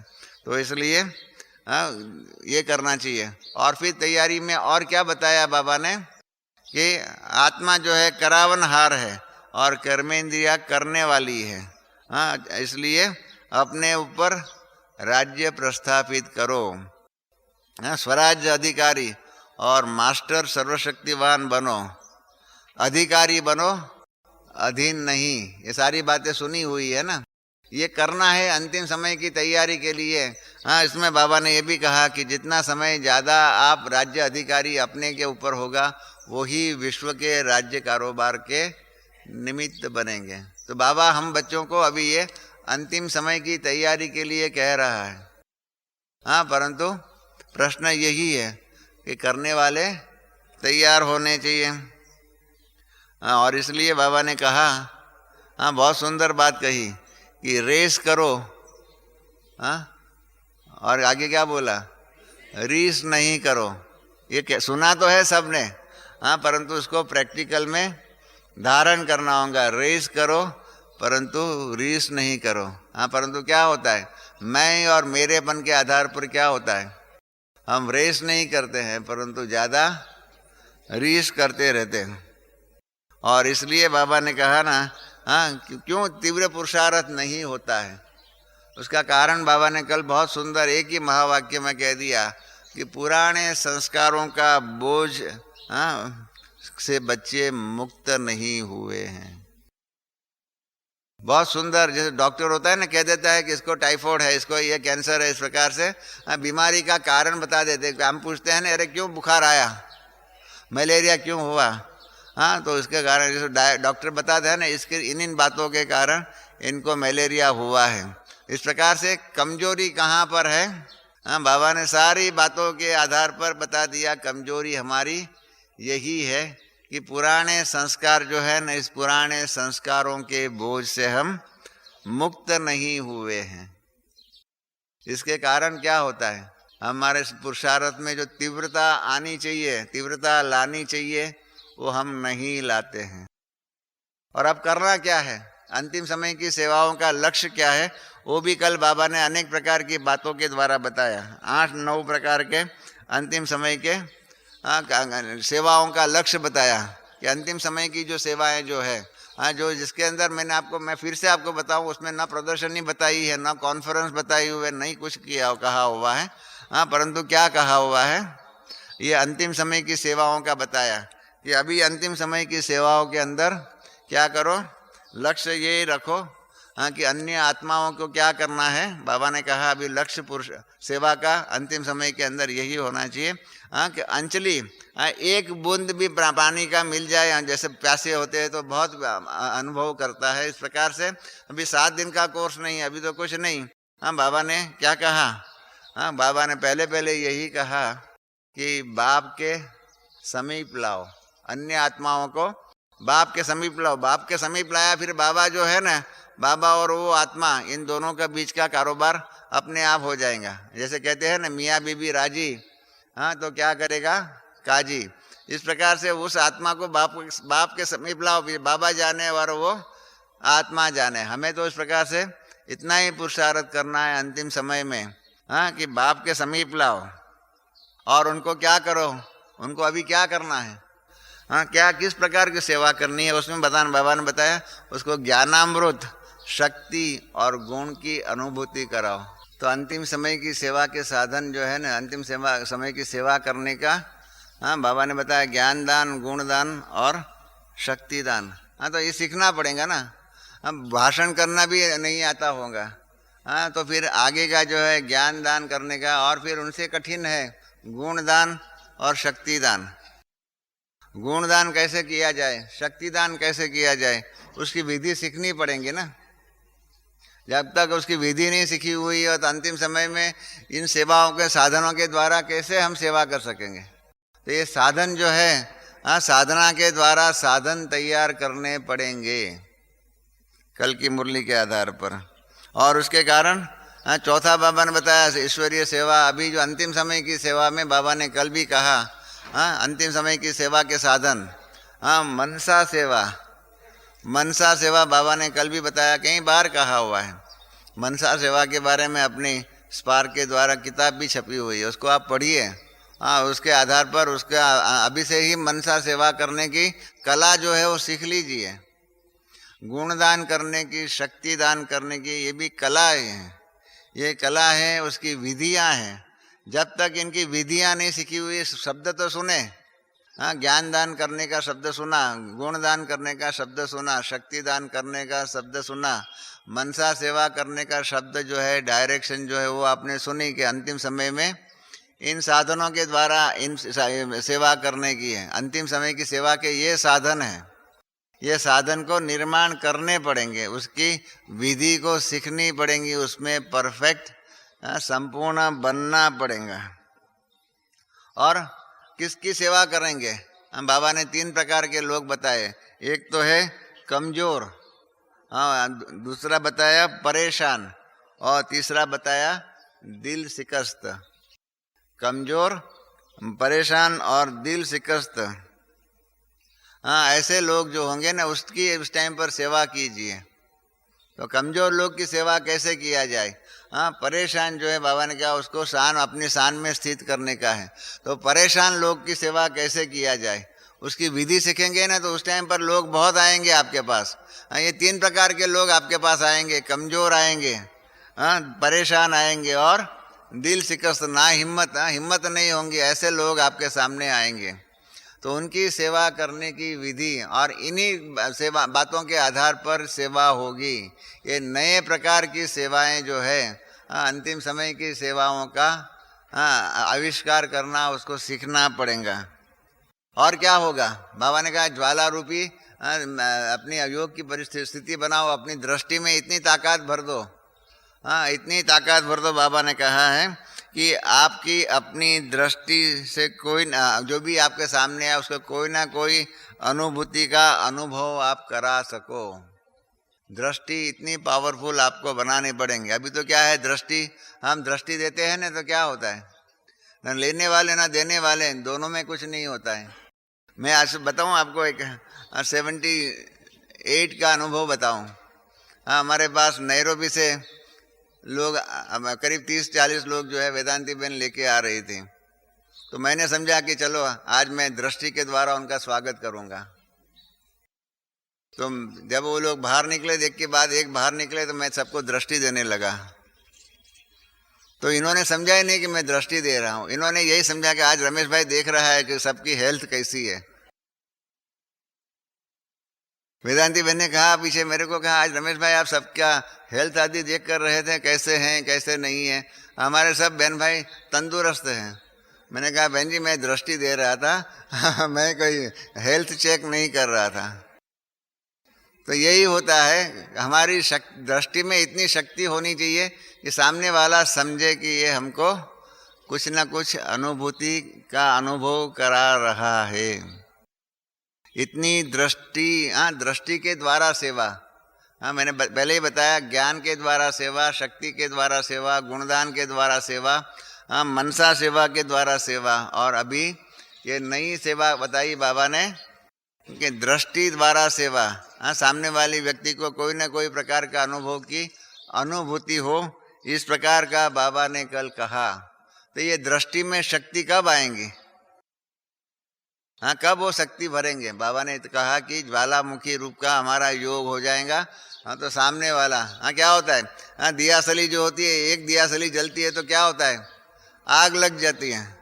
कारण कि वो सामने अपने आग जो है वो दूसरी जगह पर कागज आदि जो भी पड़े हुए उसमें आग फैला देती है। इस प्रकार से हमारी दृष्टि में वो शक्ति होनी चाहिए। महाभारत जिन्होंने पढ़ा होगा, महाभारत के अंदर एक गीता है। आप सबको मालूम रहे महाभारत में 11 गीताएं हैं। एक खाली कृष्ण अर्जुन के संवाद की गीता नहीं, और 11 गीताएं हैं। और 11 गीता में एक व्याघ्र गीता है, शिकारी की गीता है। उसके अंदर वो कहानी बहुत सुंदर है व्याघ्र गीता की, कि एक सन्यासी जो था ना, वो तपस्या कर रहा था। एक वृक्ष के नीचे में बैठा हुआ था और तपस्या कर रहा था। तो तपस्या कर रहा था तो अंजलि दे रहा था। तपस्या में अंजलि देना पड़ता है पानी की से, तो ऐसा पानी की अंजलि दे रहा था। तो ऊपर एक चिड़िया थी। वो चिड़िया ने अपना जो कचरा जो है ना वो उसका गंदा किया। तो उसके कारण उसके जो पानी जो है ना उसके अंदर वो चिड़िया का गंदपन जो है ना उसमें गिरा। तो उसका गुस्सा बहुत आ गया। तो गुस्सा बहुत आ गया। उसने गुस्से के आधार पर ऐसे चिड़िया के सामने दृष्टि किया और चिड़िया जल करके भस्मीभूत हो गई। वो महाभारत में कहानी आती है। तो उसको लगा अरे वाह वाह, मैं तो बहुत महान सिद्ध पुरुष हो गया, सिद्ध सन्यासी हो गया। और फिर शहर में भिक्षा लेने के लिए आया। तो एक घर के अंदर जब भिक्षा के लिए उसने बाहर से आवाज़ किया कि भगवती भिक्षान देही, हे बहन मुझे भिक्षा दो। तो उसी टाइम पर उसका पति आया हुआ था। तो वो अपने पति की सेवा कर रही थी, हाथ पाँव धोने के लिए पानी दे रही थी। तो उसको आने में देरी हो गई। तो सन्यासी को तो सुबह का अनुभव हो गया था कि मैं ऐसा दृष्टि दूंगा और ये चिड़िया भस्मीभूत हो गई, ऐसे ये भी गृहस्थ नारी जो है वो भस्मीभूत हो जाएंगी। तो उसने दृष्टि देना शुरू किया। तो वो नारी जो है ना, वो बहन ने कहा कि भाई साहब मैं वो चिड़िया नहीं हूँ कि आपकी दृष्टि से भस्मीभूत हो जाऊंगी। मैं तो अपने गृहस्थ धर्म में रहती हूँ और अपना गृहस्थ धर्म का कारोबार करती हूँ। मैं आपकी चिड़िया ऐसे नहीं हूँ, आपकी वो चिड़िया जैसे नहीं हूँ। तो सन्यासी का बेचारा का पारा जो है ना वो डाउन हो गया। उसने कहा अरे बहन जी आपको कैसे मालूम पड़ा कि आज मैंने चिड़िया को भस्मीभूत कर दिया? तो फिर उसने बताया। तो उसने कहा कि मुझे आप ज्ञान दो। तो कहा मैं क्या ज्ञान दे सकती हूँ, बाजू के गांव में एक शिकारी है व्याघ्र, और शिकार करके आता है और मांस आदि जो भी है ना वो बेचता है, वहाँ जाइए। तो उसने कहा वो व्याघ्र क्या मुझे ज्ञान देगा, वो कहाँ सन्यासी है। कहा नहीं वो दे सकता है, वो अच्छा में अच्छा गृहस्थी है। तो फिर वो सन्यासी उस गांव में जाते हैं और व्याघ्र के पास जाते हैं। तो व्याघ्र अभी भी मांस आदि जो है ना वो काट कर बेच रहा है। जब उसने अपना धंधा पूरा किया उसके बाद उनके पास गया, प्रणाम किया। तो व्याघ्र ने कहा कि हाँ मुझे मालूम है आपने आज चिड़िया को जला दिया और एक गृहस्थ नारी को जलाने का प्रयत्न किया और उसने ही मुझे आपके पास भेजा है। आओ मैं आपको गृहस्थ जीवन के श्रेष्ठ फायदे क्या हैं वो बताता हूँ। इस प्रकार से व्याघ्र गीता के द्वारा गृहस्थ जीवन श्रेष्ठ कैसे है वो सारी उस गीता के अंदर उसकी बातें बताई हुई है। कहने का भाव यही है कि देखो दृष्टि में इतनी शक्ति थी, उसमें गीता में आता है कि चिड़िया को भस्मीभूत कर दिया। हमें सामने वाले व्यक्ति को भस्मीभूत नहीं करना है, परंतु हमें क्या करना है, हाँ, कोई ना कोई, बाबा ने कहा है, कोई ना कोई अनुभूति का अनुभव कराओ। फिर सेवा के अंदर भी बाबा ने बताया, लक्ष्य बताया कि अभी बिखरी हुई सेवा बहुत है। 2 दिन पहले हम भी, हमारे बड़े भाई लोग आपस में बैठे हुए थे, तो यही बात थी, सेवा बहुत बिखरी हुई है। हाँ, उसका संगठित रूप, एकत्रित रूप वो नहीं हो रहा है। तो इसलिए बिखरी हुई सेवा जो है ना, उसको अभी संगठित रूप में करना चाहिए। तभी बाबा कहते हैं सेवा का प्रत्यक्ष रूप, हाँ, संगठित रूप बाबा देखना चाहते हैं। तो अभी क्या है, हाँ, जो जैसे बाबा ने पहले कहा ना, हाँ, पिछले साल कहा, पावर टू पैकअप, हाँ, विस्तार जो है, विस्तार को संकीर्ण करो। योग की जो 8 शक्तियाँ, उसमें एक ये शक्ति है। इस प्रकार से जो अपनी चीज़ें जो सारी दुनिया में फैली हुई है ना, उसको विस्तार को संकीर्ण करो। उसी प्रकार से हाँ, अभी बाबा ने क्या किया, सेवा में भी पावर टू पैकअप करिए, शुरू करिए। और सेवा का भी बाबा ने क्या कहा, सेवा का प्रत्यक्ष रूप, संगठित रूप जो है वो बाबा अभी देखना चाहते हैं। हाँ, अभी ये सेवा का भी जो विस्तार जो बहुत फैल गया है ना, अब उसका संगठित रूप, हाँ, संगठित रूप की सेवा करना चाहते हैं। और क्या बताया कि अभी के सेवा का लक्ष्य ये होना चाहिए, बाबा ने एक और लक्ष्य दिया कि हलचल में जो दुनिया वाले हैं उसको अचल का अनुभव कराओ। इंजीनियर्स लोगों को क्या कहा, हाँ, सेवा का लक्ष्य बताया, हाँ, कि स्थापना की बिल्डिंग तैयार करो। सुना है ना, कल आप सब ने, याद तो है ना। हाँ, इंजीनियर्स लोगों को कहा स्थापना की बिल्डिंग तैयार करो। और लास्ट में एक नई सेवा का लक्ष्य बताया कि अभी संस्कार मिलन का महाराष्ट्र करना है। हाँ, अभी तक क्या है, हमारे संस्कार जो है ना एक दूसरे से मिलते नहीं हैं। एक उत्तर में जाता है तो दूसरा दक्षिण में जाता है। हाँ, उत्तर दक्षिण इस प्रकार से कारोबार चलता ही रहता है। तो इसलिए उत्तर दक्षिण का कारोबार जो चलता है, हम एक उत्तर में जाएगा दूसरा दक्षिण में। हाँ, उनके एक हैं, अंग्रेजी में भी कहते हैं कि 6 विद्वानों को, हाँ, एक टॉपिक के ऊपर डिस्कशन करने के लिए बैठाओ, तो 6 अपने अपने विचार के द्वारा 7 अलग अलग विचार बताएंगे। हाँ, 6 के आधार पर 6 विद्वान जो है ना, 6 बुद्धिजीवी जो है ना, एक होकर के एक मत कभी नहीं हो सकते हैं।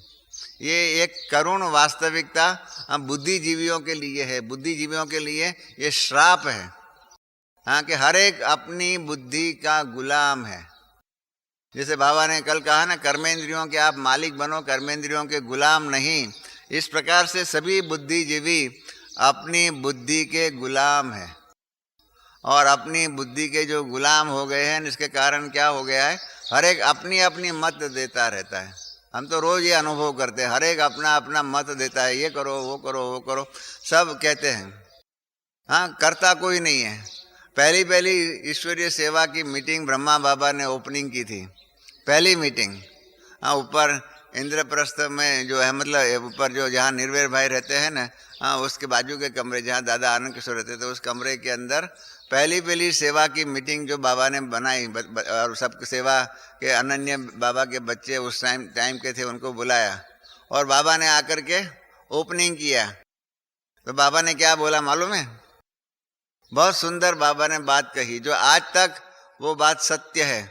बाबा ने कहा कि मैं आज चूहों की मीटिंग का ओपनिंग करने आया हूँ।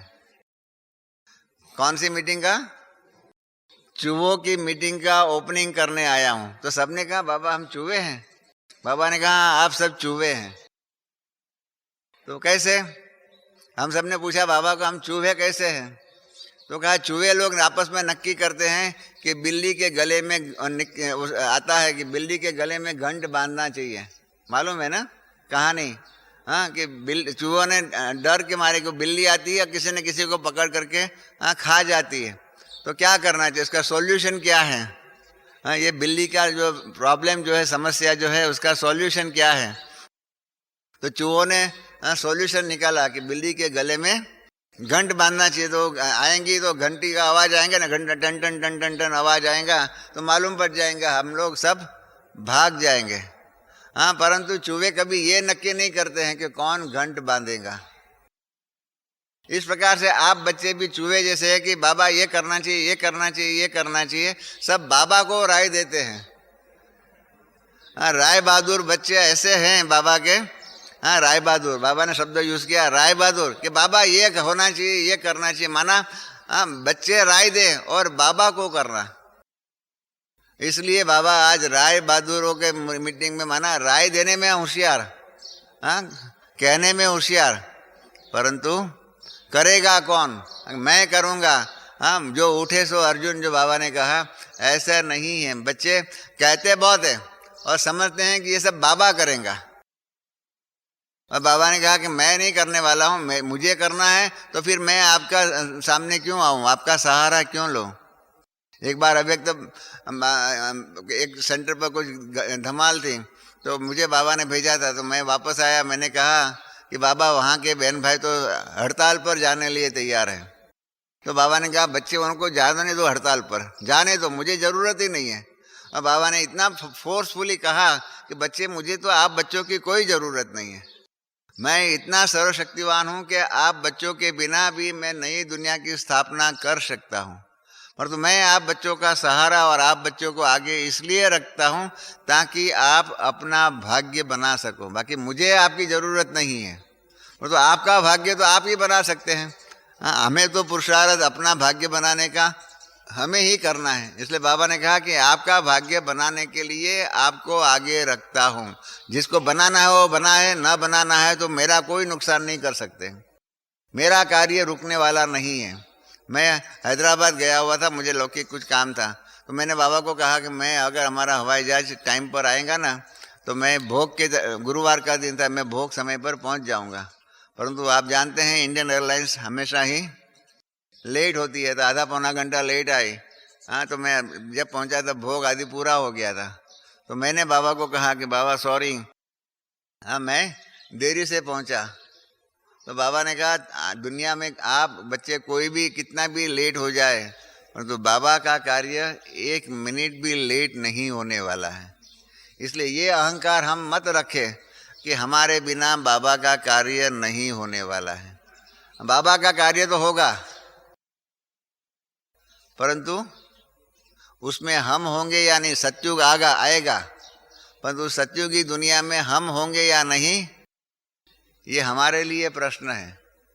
आज से करीब 1.5 मास पहले मैं समझता हूँ एक शनिवार की साकार मुरली थी, जिसके अंदर बाबा ने हिसाब बताया है कि सतयुग की दुनिया में आदि से कौन आएगा, सतयुग की दुनिया में आदि से कौन आएगा, उसका हिसाब बताया हुआ है। बाबा ने कहा है उसमें, हाँ बच्चे लक्ष्य क्या है, 16 कला संपूर्ण बनने का, परंतु अगर 16 कला के बदली में बाबा ने उस साकार मुरली में हिसाब बताया हुआ है कि आप 15 कला संपूर्ण बने तो क्या होगा, उसका सारा हिसाब उसके अंदर बताया हुआ है।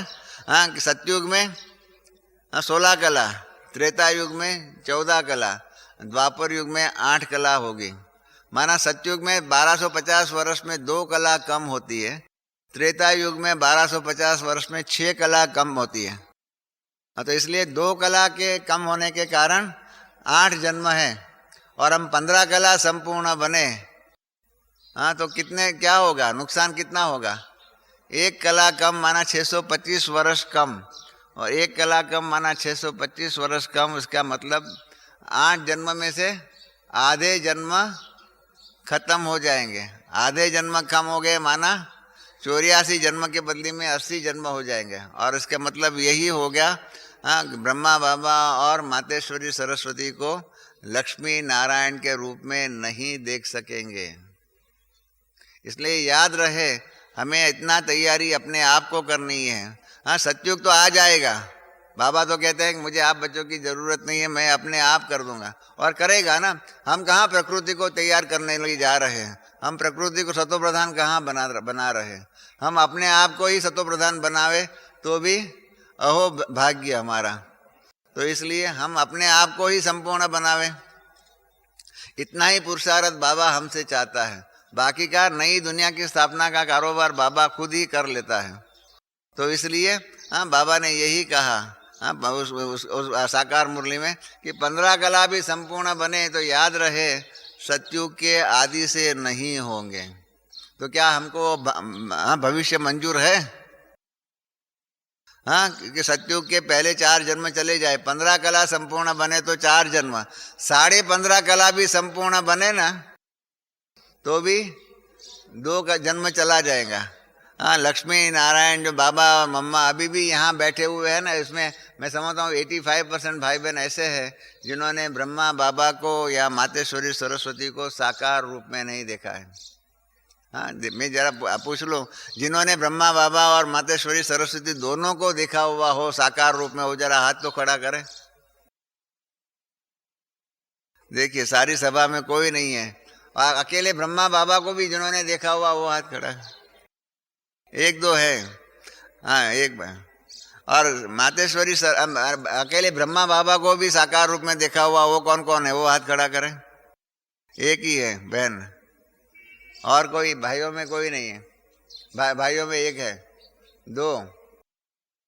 हाँ देखिए, हाँ तो क्या होगा, हाँ अगर हम 15.5 कला संपूर्ण भी बने ना, हाँ तैयारी में, तो क्या होगा, पहले 2 जन्म नहीं होंगे। माना लक्ष्मी नारायण को लक्ष्मी नारायण के रूप में, हाँ बाबा मम्मा को चाहे ब्रह्मा सरस्वती के रूप में चाहे लक्ष्मी नारायण के रूप में नहीं देख सकेंगे। और क्या होगा उसका परिणाम रूप कि उन दोनों को चाहे हमेशा ही जड़ चित्रों में या मूर्तियों में या उनके चरित्रों के द्वारा ही देख सकेंगे, हाँ साकार रूप में नहीं देख सकेंगे। तो इसलिए अंतिम समय की सेवा तैयारियों में ये भी तैयारी हमको करनी होगी कि हमको अपना वर्तमान का जो पुरुषार्थ है उसको इतना तीव्र बनाना होगा। ये 16 कला संपूर्ण बनना कोई मासी का घर नहीं है, कोई इस ख्वाब में नहीं रहे कि अंतिम समय में हम कुछ ना कुछ कर लेंगे, हो जाएंगे। हाँ 2 साल पहले बाबा ने, हाँ 2001 के अंदर बाबा ने टाइम दिया, 6 मास दिया, और 6 मास में कहा कि 6 मास में आपको 75% संपूर्ण बनना है। हाँ 16 कला संपूर्ण के बदले में 12 कला संपूर्ण आपको बनना है, 75%। और मैं और मेरापन के बारे में बाबा ने कहा कि आपको 100% संपूर्ण बनना है। और क्या हुआ, मई की 11 तारीख को 6 महीना पूरा हुआ, और बाबा ने कहा, रहमदिल बाबा है ना, हाँ तो रहमदिल बाबा हाँ ने कहा कि ठीक है, जो जितना बना उतना ठीक है। हाँ परंतु अंतिम समय में जब धर्मराज बनेगा ना, बाबा हम बच्चों को रहमदिल बनने का कहते हैं, परंतु अंतिम समय में वो धर्मराज बनेगा, रहमदिल नहीं होगा, ये ध्यान में रहे। हाँ धर्मराज के रूप में कैसे वो रहमदिल बन सकता है? बन सकता है? हमें भले कहा कल कि आप बच्चों को रहमदिल बनना है, परंतु वो तो हाँ धर्मराज के रूप में क्या होगा, हाँ जो भी है सजा जो भी देनी पड़ेंगी वो देगा। चलो इसको ये सजा, इसको ये सजा, इस प्रकार को ये सजा का ही हाँ लेना पड़ेगा, वहाँ मजा नहीं होंगी। अब मजा तो अभी है, हाँ धर्मराज के सामने अभी बाबा को मिलते हैं, कल मिला तो सबको बहुत मजा आई, और धर्मराज के रूप में मिलने की इच्छा हो तो जरा हाथ खड़ा करें। ऐसे हैं 2-4 लोग हैं ऐसे यहाँ पर, ऐसे 2-3 भाई है ऐसे, 3 लोग ऐसे, 4 लोग ऐसे हैं माताओं में। हाँ धर्मराज के सामने जाने की इच्छा हो तो जरा हाथ तो खड़ा करें माताओं में। भाइयों में तो 3-4 है, माताओं में 2 माताएं ऐसी है जो धर्मराज के रूप में 3 माताएं हैं। हाँ धर्मराज होता है ऐसे कई जो है ना महावीर बच्चे हैं। एक भाई ने कहा कि मुझे नई नई दुनिया देखने की बहुत इच्छा होती है, इसलिए धर्मराजपुरी ये भी नई दुनिया है ना, वो संगम युग में ही बनती है, विनाश के टाइम पर ही बनेंगी, तो उसको जा कर के देखे तो सही ना, थोड़ा डंडा खा लेंगे और क्या है। और वहाँ पर अभी तो साकार में ब्रह्मा बाबा को नहीं देखा, वहाँ तो बाबा राइट हैंड ग्रुप में बैठे हुए होंगे, मम्मा बैठी हुई होंगे, सभी महारथी बहन भाई ट्राइब्यूनल में बैठे हुए होंगे। इन सबको देखने की मजा तो आ जाएंगी। डंडा खाया तो क्या हो गया, इस प्रकार के कई हमारे इस प्रकार के थिंकिंग, मालूम नहीं इसको पॉजिटिव थिंकिंग कहे या नहीं, मुझे मालूम नहीं है। जिन्होंने हाथ खड़ा किया उनका भी पॉजिटिव थिंकिंग है या नहीं मुझे मालूम नहीं है, आप जज बन करके निर्णय करो। इन तीनों को फॉलो करना है। 3-4 भाइयों ने खड़ा किया, 3-4 माताओं ने खड़ा किया कि धर्मराजपुरी में जाएंगे तो अर्जा नहीं है, परंतु इतना याद रखिए धर्मराजपुरी में जाने वाला 16 कला संपूर्ण नहीं होगा। ये तो हकीकत है ना। 16 कला संपूर्ण धर्मराजपुरी में नहीं जाएगा, माना सत्युग की आदि में आने वाले धर्मराजपुरी में नहीं जाएंगे। इसलिए फिर से जिन्होंने हाथ खड़ा किया ना, ये सोच ले, हाँ, धर्मराजपुरी में जाने की तमन्ना रखने वाले सत्युग में आदि प्रजा में नहीं आएंगे। तो इसलिए ये भी ध्यान रखिए। और चौथी एक बात है जो अंतिम समय में अभी ही उसकी तैयारी करनी है, और जिसके बारे में अभी तक हमारे दैवी परिवार के बहन भाइयों के अंदर उसके लिए जागृति नहीं है। ये वो है, अब तक हम यही सोचते रहते कि हम संपूर्ण बने, संपूर्ण बने, संपूर्ण बने। परंतु दूसरा ये प्रश्न जो कल जो बाबा ने कहा, हाँ, कि राज्य अधिकारी कौन बनेगा? जिनका अपने ऊपर राज्य होगा वही सत्युगी सत्युगी दुनिया में राज्य अधिकारी बन सकता है। वो यही है कि उसकी तैयारियां, जो उसकी ट्रेनिंग जो है नई दुनिया के कारोबार के लिए, हाँ, अचानक आपको विश्व महाराजा बनाया जाए तो क्या होगा? हम उसके लिए तैयार है? क्योंकि जो भी बातें होने वाली है अचानक होने वाली है। हाँ, औरों को हम कहते हैं पर हम तैयार नहीं होते हैं। और वो डॉक्टरों का एक बहुत सुंदर एक मिसाल है कि एक डॉक्टर का पेशेंट था, वो हार्ट का पेशेंट था। हाँ, उसको दिल की बीमारी थी, हार्ट की बीमारी थी, और उसको लॉटरी में 8 लाख रुपया मिलने वाला था। अब ऐसा 8 लाख रुपया तुमको मिलने वाला ऐसा कहेंगे ना तो उसका हार्ट बंद हो जाएगा। तो क्या किया जाए?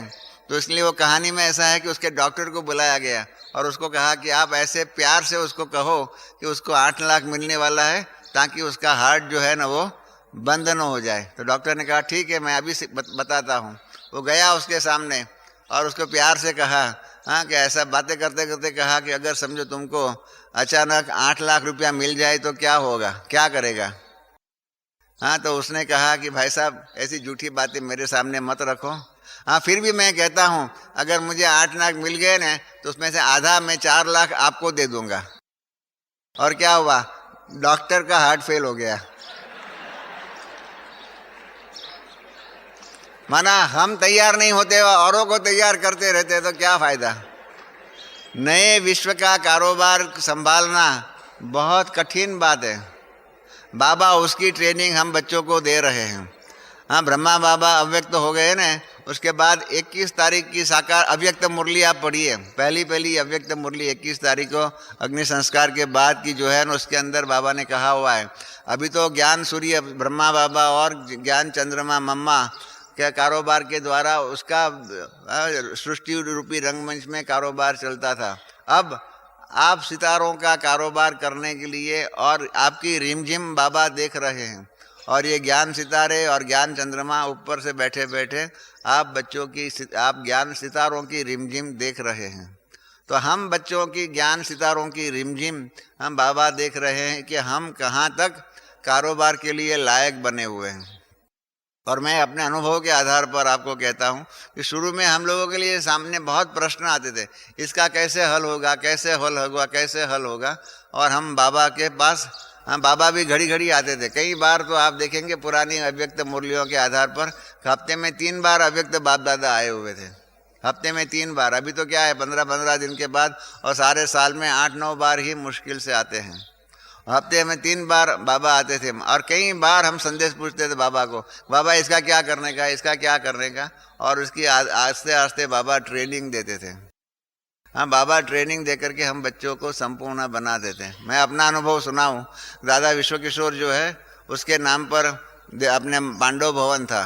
हाँ, उनका लौकिक नाम था BT कृपलानी, भेरूमल टिकमदास कृपलानी। उनका ऑपरेशन होने वाला था, तो उसके पहले उनका ऑपरेशन फिक्स हो गया। उसके बाद मधुबन में आए, और वो पांडव भवन जो है व्यक्तिगत नाम पर था, उसके बदले में 4 दादियों के नाम पर था, संस्था के नाम पर करना था। तो यहाँ पर आए तो इन्होंने मुझे कहा कि ये ऐसा करना है। उसके पहले भी इन्होंने कई बड़े बड़े सॉलिसिटर आदि के द्वारा कारोबार ट्रांसफ़र करने का डॉक्यूमेंट बनाया, परंतु बाबा ने सबको रिजेक्ट कर दिया। और मुझे कहा कि रमेश भाई हमको जाना है मधुबन, और ये पांडव भवन जो है ना वो यज्ञ के नाम पर करना है, आप डॉक्यूमेंट बना दो। तो मैंने पहले तो मना किया, मैंने कहा मैं तो इनकम टैक्स का वकील हूँ, ये वकील इस बात का वकील नहीं हूँ।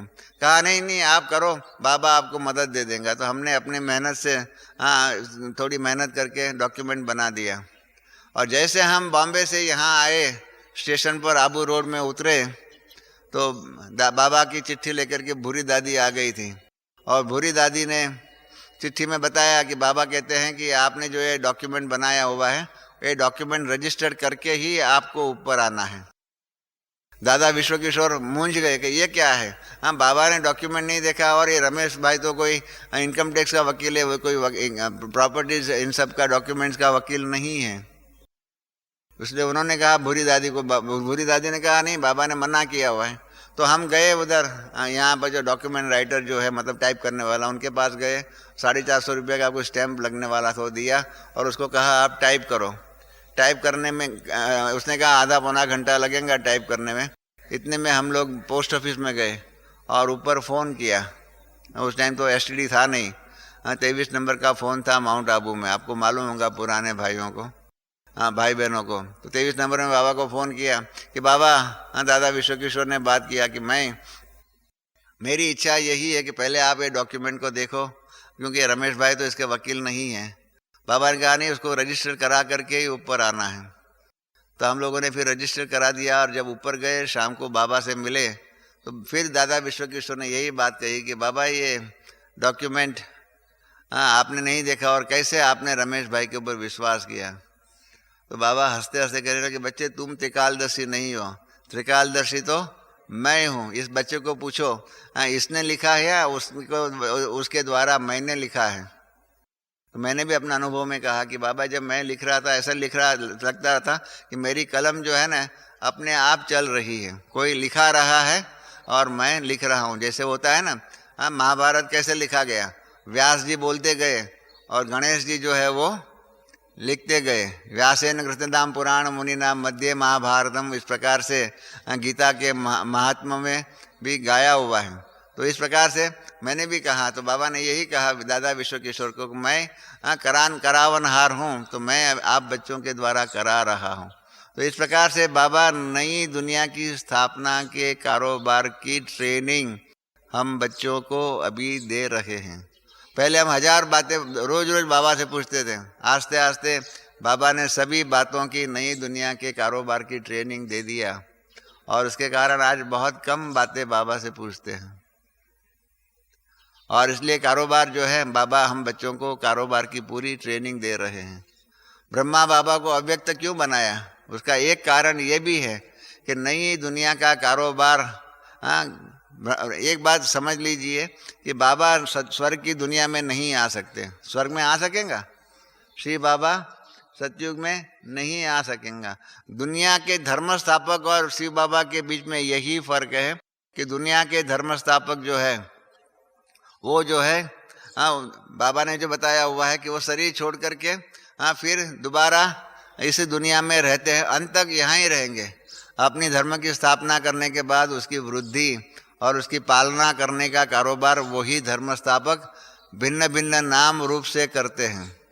परंतु शिव बाबा जो है वो सतयुग में आकर के जो आदि सनातन देवी देवता धर्म की स्थापना की हुई है वो कार्य करने के लिए, उसकी पालना करने के लिए बाबा नहीं आएंगे, हम बच्चों को ही निमित्त बना रहे हैं।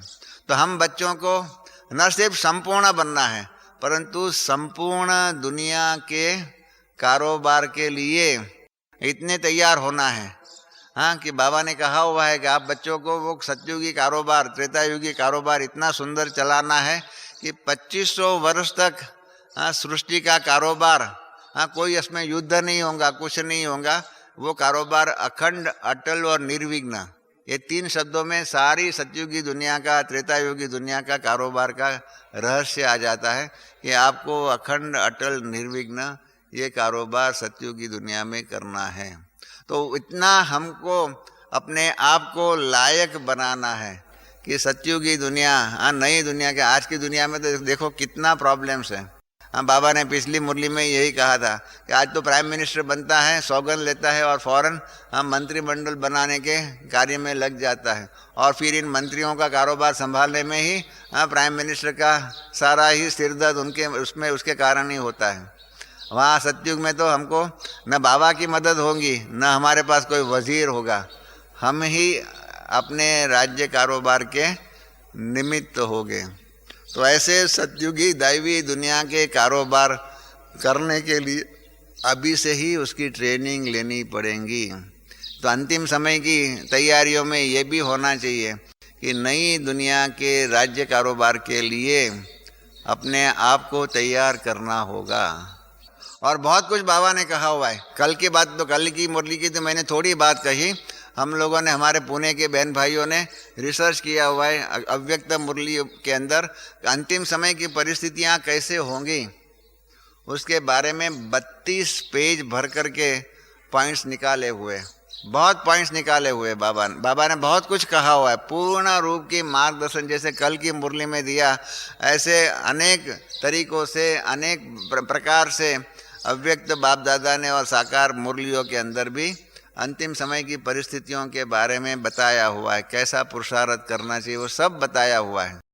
वो हमारे पुणे के बहन भाइयों ने 96 तक की अव्यक्त मुरलियों से पॉइंट्स निकाल करके 32 पेज, कल क्या होगा, कल बाबा ने कहा ना कल क्या होगा, कल अच्छा ही होगा, ऐसा जो कहा है ना, परंतु कल क्या होगा, अंतिम समय कैसा होगा, उसके बारे में अव्यक्त बाप दादा ने जो भी सावधानी कहो, श्रीमत कहो, जो दिया हुआ है, ये सारे टॉपिक्स के ऊपर चर्चा होंगी, रिसर्च करेंगे और उसके आधार पर आखिर में एक किताब बना करके आपके हाथ में देंगे, ताकि अंतिम समय की परिस्थितियां कैसी होगी, उसका सामना कैसे करेंगे, उस समय पर सेवा कैसे होगी, और अंतिम समय के बाद नई दुनिया आएंगी, उसके लिए तैयारियां क्या करनी चाहिए, उसकी ट्रेनिंग क्या होगी।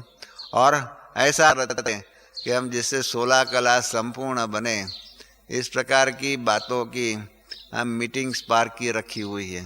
100 गुनी ज़्यादा तैयारी दुनिया के लोगों ने किया हुआ है कि विनाश हो तो कैसे होगा, क्या होगा उस टाइम पर, किस परिस्थिति होंगी, कैसा रूप होगा, उस प्रकार से न्यूक्लियर हीट, न्यूक्लियर ऐसे प्रकार से, क्योंकि एटम बॉम्ब के आधार पर तो लोगों को मालूम पड़ ही गया है कि ये एटम बॉम्ब्स के द्वारा विनाश होने वाला ही है।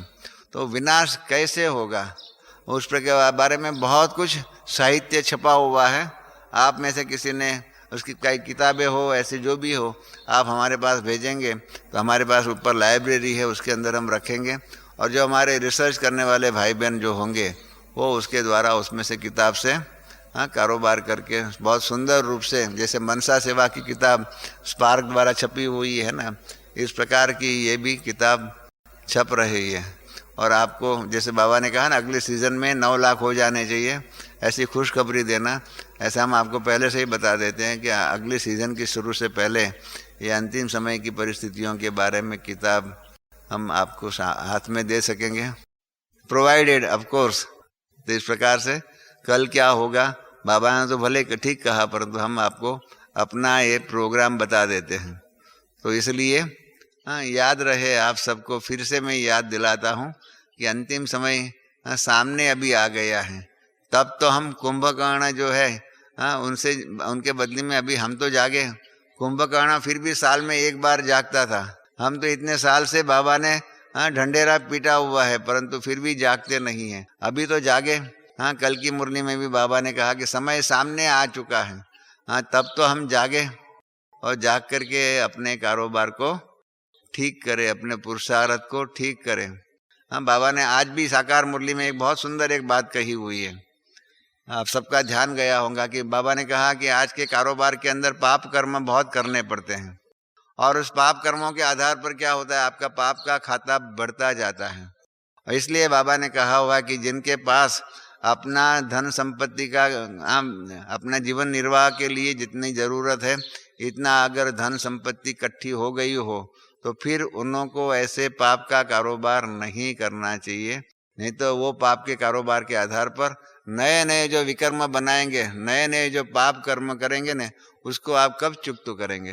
तो ये भी अंतिम समय की तैयारी के लिए आज की साकार मुरली में भी ये डायरेक्शन है। अब हमारे ऊपर है कि श्रीमत का हम कितना और कहाँ तक पालन करें। और इसलिए हमने आपको कहा हाँ कि बाबा ने जो प्रदर्शनी के चित्र बनाया उसमें एक है लास्ट चित्र कि आपका भविष्य आपके हाथों में है। तो हमारे हाथ में हमारा भविष्य है, तो इसलिए अब उस भविष्य को उज्जवल बनाने का पुरुषार्थ, हम अपना जीवन को श्रेष्ठ बनाने का पुरुषार्थ करें। आप सबका जीवन 16 कला संपूर्ण बने, यही शुभ भावना और शुभ कामना। आप सबको बहुत बहुत धन्यवाद। ओम शांति।